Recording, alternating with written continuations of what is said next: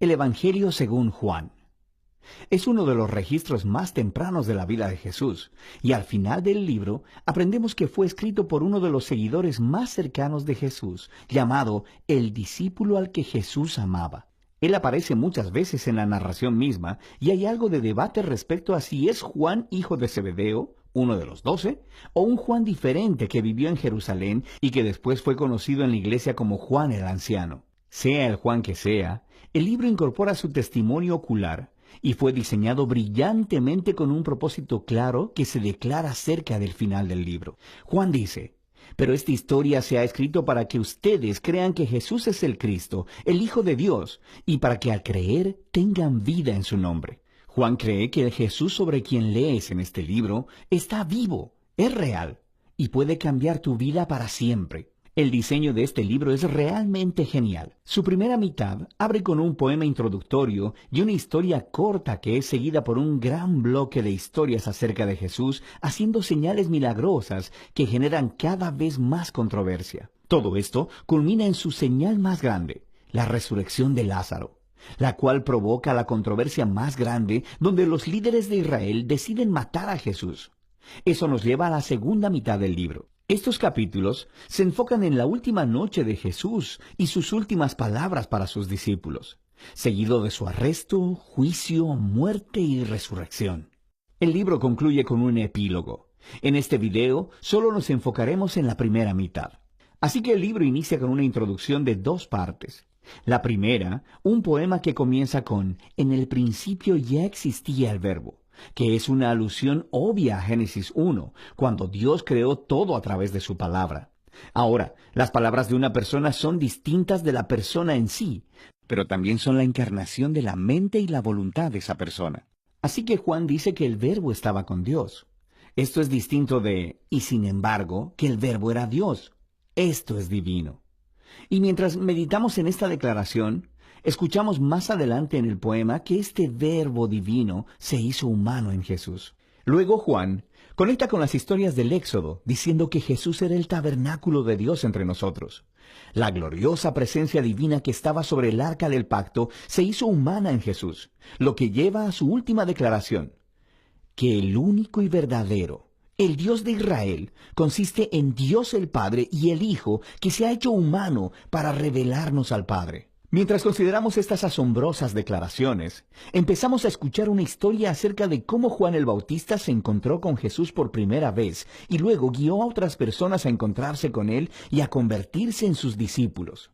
Y una por una, mientras las personas se encuentran con Jesús, dicen en voz alta quién piensan ellos que Él es. Y en este capítulo se le da 7 títulos a Jesús. Estos títulos nos preparan para el amor de Juan por el número 7 al diseñar el libro y también declaran algo, que este ser Jesús de Nazaret, completamente humano, es el Rey mesiánico. Él es el Maestro de Israel y Él es el Hijo de Dios que morirá por los pecados del mundo. Esta es una afirmación muy grande acerca de una persona, y ahora Juan va a respaldarla a través de las historias en los capítulos del 2 al 12. Todas tienen el mismo patrón básico. Jesús hace una señal o alguna declaración acerca de sí mismo, y eso resulta en malentendidos y controversias. Y así, al final de cada historia, las personas se ven obligadas a tomar una decisión sobre quién creen que Jesús es. La primera sección muestra a Jesús enfrentándose a 4 instituciones clásicas judías, y en cada caso, Jesús muestra que Él es la realidad a la que esas instituciones señalaban. Jesús está en una boda y el vino se termina. Y Jesús convierte unas grandes vasijas de agua, como 120 galones en total, en el mejor de los vinos. Y el mayordomo le dice al novio, guardaste el mejor vino para el final. Lo que es, por supuesto, cierto. Pero Juan también le llama a esto la primera señal milagrosa de Jesús. En otras palabras, es un símbolo que revela algo acerca de Jesús, justo como dijo Isaías, que el reino mesiánico sería como una gran fiesta con gran cantidad de buen vino. Esta primera señal milagrosa revela la generosidad del reino de Jesús. Después, Jesús se dirige al templo de Jerusalén. el lugar donde el cielo y la tierra se supone que deben unirse y donde Dios se encontraría con su pueblo. Y Jesús ejerce su autoridad sobre él, expulsando a todos los cambistas, deteniendo las ofrendas de sacrificio, y cuando los líderes del templo lo amenazan, él dice: «Destruyan este templo y en 3 días lo levantaré». Jesús está declarando que su muerte sacrificial venidera es el lugar donde el cielo y la tierra verdaderamente se unirán. Su cuerpo, que será asesinado, es la realidad hacia la que el edificio del templo apunta. Luego Jesús tiene esta conversación durante toda la noche con un rabí llamado Nicodemo, que piensa que Jesús es igual que él, otro rabí y maestro para Israel. Pero Jesús dice que Israel necesita mucho más que simplemente otro maestro con nueva información. Israel necesita un nuevo corazón y una nueva vida. O en sus propias palabras, nadie puede experimentar el reino de Dios sin haber nacido de nuevo. Jesús cree que los humanos están atrapados en una red de egoísmo y de pecado que lleva a la muerte. Pero Él también sabe que Dios ama a este mundo, así que Él está aquí para ofrecer al pueblo un nuevo nacimiento, una nueva oportunidad de vivir.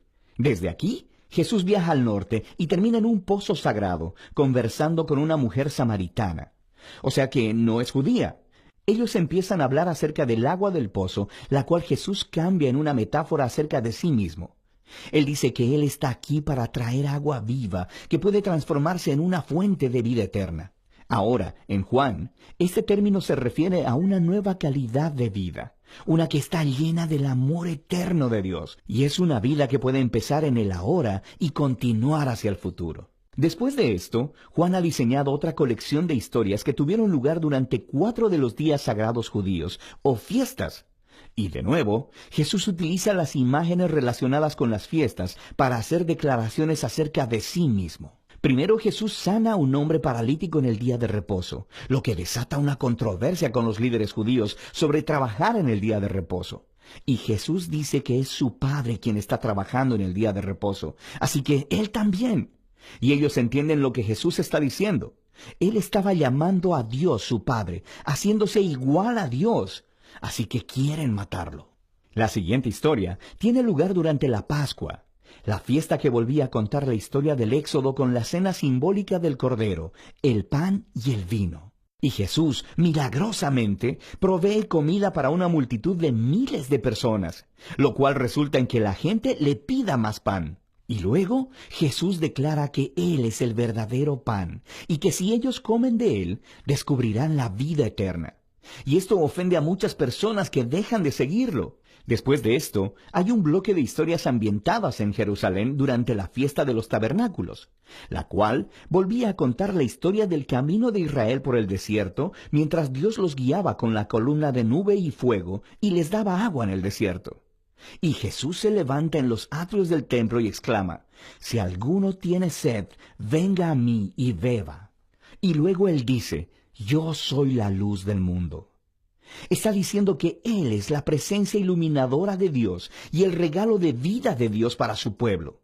Y algunos le creen y le siguen, pero otros se ofenden. Y otros aún tratan de matarlo por estas afirmaciones exaltadas. La fiesta final es durante Hanukkah, que significa rededicación. Se trata de cómo Judas Macabeo limpió el templo de los ídolos y lo separó como santo una vez más. Y Jesús se dirige al área del templo y dice que Él es aquel que Dios ha apartado como el santo y que Él es el verdadero templo donde la presencia de Dios mora. Y también dice: «El Padre y yo somos uno». Esto enfurece tanto a los líderes de Israel que empiezan a trabajar en un plan para matar a Jesús, así que Él se aparta de la ciudad. Todos estos conflictos culminan en una última señal milagrosa. Jesús se entera de que su querido amigo Lázaro está enfermo, pero su familia vive cerca de Jerusalén, que ahora es una trampa mortal para Jesús. Jesús pudo haberse quedado lejos y hubiera salvado su propia vida, pero Él ama a Lázaro, por lo que una vez que se entera de que Lázaro murió, Él va a resucitarlo de los muertos y le llama a que salga de la tumba, sabiendo que esto le costará su propia vida. Y por supuesto, las noticias de esta maravillosa señal se esparcen rápidamente. Y justo como Jesús sabía que sucedería, los líderes de Jerusalén escuchan lo que pasó y empiezan a conspirar para asesinarlo. Así que Él entra en Jerusalén como el rey de Israel, quien es rechazado por sus líderes. Entonces, la primera mitad de Juan termina con esta historia acerca de Jesús entregando su vida como un acto de amor por su amigo. Y esto, por supuesto, también es una señal que apunta hacia la cruz, la cual exploraremos con más detalle en el siguiente video. Pero por ahora, esta es la primera mitad del Evangelio de Juan.